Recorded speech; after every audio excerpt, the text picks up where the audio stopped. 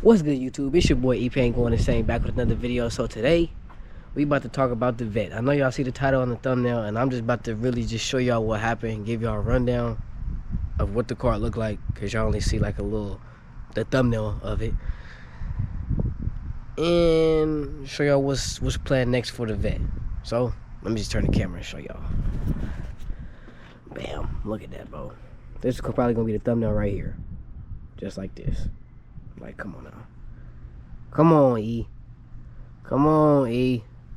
I ain't gonna say I don't know what happened, even though I don't know what happened, but I do know what happened. So I smacked the car up against a little guardrail, getting onto the freeway. Thank God it didn't hit nobody. Thank God the situation wasn't worse. Shoot, I mean, at the time, it is what it is. I was more concerned about the car than concerned about me. So, yeah, I was just blessed and thankful that everything that happened was that. Dang, can't even talk. I was blessed and thankful that everything that happened, that's all that happened instead of more, because that situation could have easily been worse. So let me just tell you what happened, or give you a look of the whole entire car. So yeah, cracked all right here. I managed to save this bumper, but this fender would have to definitely get replaced. So when I was when I was going to replace the fenders, I was only going to replace these two that was back here, specifically because I wanted that front scoop right here, because I love the way that looks when it ties in with the front scoop right there.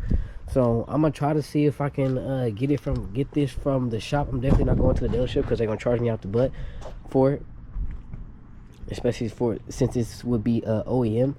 I'm gonna just go to a body shop to see if because there are body shops that actually work on the body of the car and actually sell body parts of the cars. So I'm gonna see if they have sometimes they have new, well, actually they have both. Sometimes they have new ones, and then sometimes they have old ones. If they don't have the new ones, then that's just because they're just out of stock and then you reorder more. But most of the time they have old ones, and I'm not trying to really put an old fender on the C6. I'd rather go new, but we gonna see what happens. But yeah, the original plan for the car, I was gonna do the fender swap, but I wasn't gonna do the front. But now since that happened, I have to do the front, and then I ain't really too concerned about this being scratched up back here, because I was already gonna swap it out anyway. But now instead of me keeping it, well, I mean, I still could keep it, but this fender has some cracks in it, and I will show you the cracks momentarily. So let's start from the front and let's work our way back. So this is all cracked up. I think this is fiberglass. Correct me if I'm wrong. I don't know what type of material this is, but I think this is fiberglass because of the way it peels off and the way it chips off. So all of that in there is all cracked up. The inner liner too, and it looks like the inner liner is attached to the fender. It don't seem like that you can take the inner liner out separate. It looks like it's all one piece, and if it is two pieces, then that has to be repaired too. But it don't look like two pieces. But as far as this, the front bumper, it's good.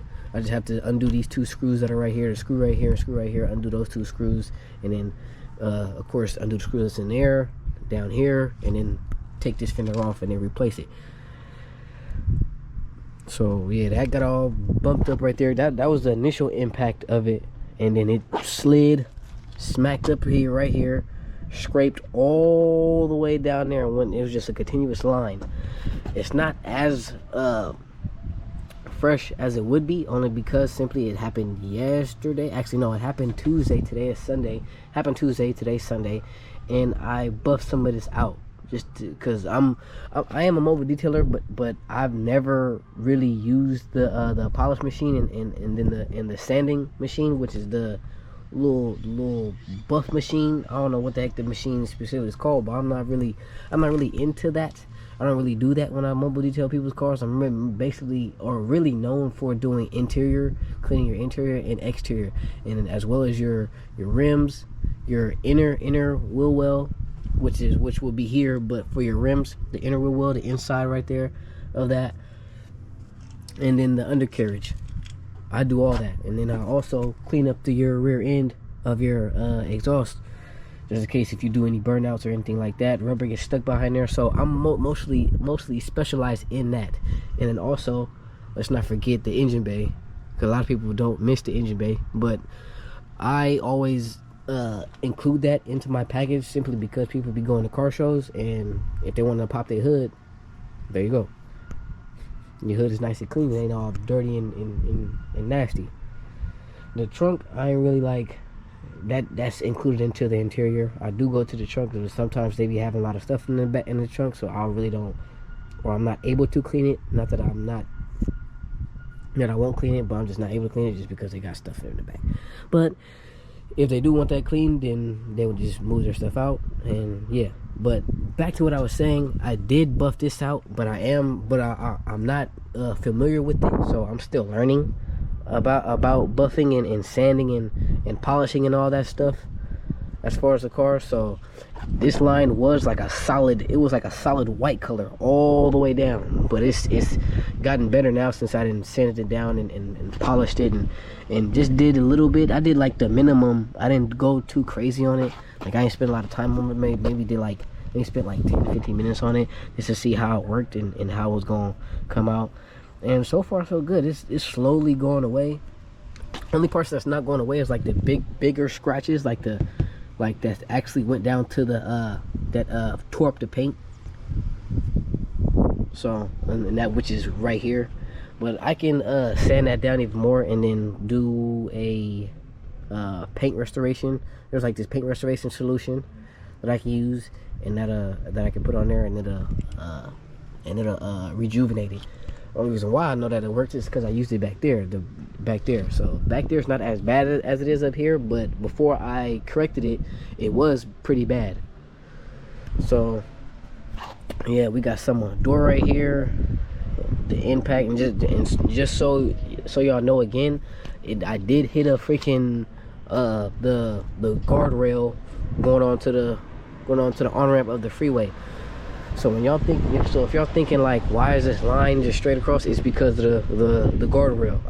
The initial impact was right there, boom, and then it slid all the way down, and then the back end of the car hit the guardrail, which would be this section of it, and then that section of it. Because let me see if you can see that. Yeah, you can see the line right there, that section of it.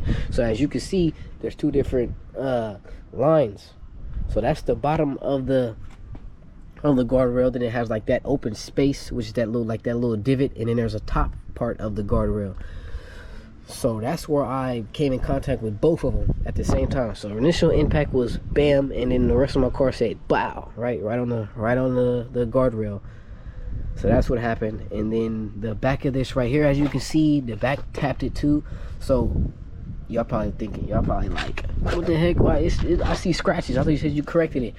Back here was way worse. Like there was like this fat line that was back here, like this fat white line, like kind of like how this is, but except not that bad, because you can actually see the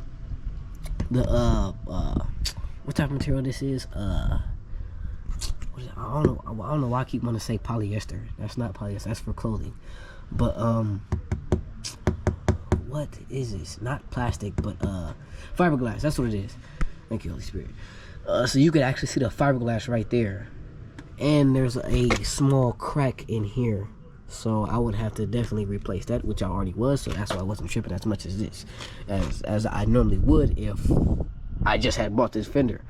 But I ain't tripping. So it was like this all the way across, like a fat thick line, and there was like a long streak right there. It's no longer there anymore because I took the time and patience, and which time I have, but patience I don't have. Actually, you don't have neither, because once time is gone, you ain't gonna get it back. So you gotta be valuable with your time. But I still had time, but the patience I need to have, because I do not have patience. But let's move on. There was a thick white line, and I did good. I feel proud of myself because my first time using the polisher and the sander, I did good. So with that being said, the rest of the car looks perfectly fine. It was only this car, not this car, this car, but this side that impacted the guardrail. As you can see, we can go over the damages one more time. right here, right there, a little bit right there, that whole scratch up there, that little nit right there, up in there. Let me open the door because there is a scratch in, I mean, not a scratch, but a crack inside the door jamb, which is part of the fender still. So that's why I'm glad it didn't like go all the way through and actually impact this one, because then I would have had to replace all that, and that would have been a hassle. But yeah, I'm probably just gonna leave this inside alone because you can't really see it. But knowing me, my OCD is gonna act up because I like the way that I like things the way I like it. I'm not like a perfectionist, but I'm definitely a neat freak. So if it don't come out the way I like it, I'm gonna get mad and I'm gonna just be tweaking like, who else can see this? Which really nobody can, but still, that's just how I am. It ain't crazy, but it is crazy to a certain extent, and depending on certain stuff. So, but yeah, that line straight across, this one was thicker. It was like, I think it was like well, I can't really describe what it looked like, but it was mainly this color, but not this color at the same time, because you couldn't see the fiberglass underneath there, but it was just that bright all the way across. And it don't even look like, the crazy part is that it don't even look like I hit something. It looks like somebody sideswiped me. That's what it looks like. It looked like I was parked on the side of the road, and I got somebody tapped me and sideswiped me all the way down. So,